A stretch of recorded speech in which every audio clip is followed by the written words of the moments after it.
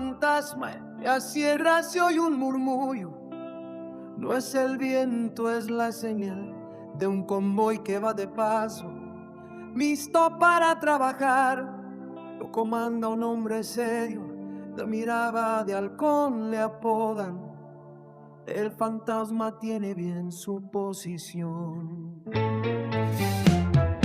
No le tiembla la muñeca, tampoco el corazón, protegiendo su bandera y la del viejo patrón. Trae el blindaje en la troca y un arsenal en el asiento.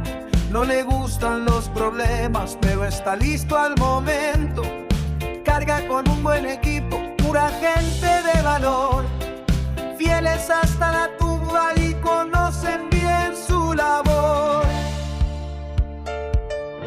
Dicen que para encontrarlo hay que tener un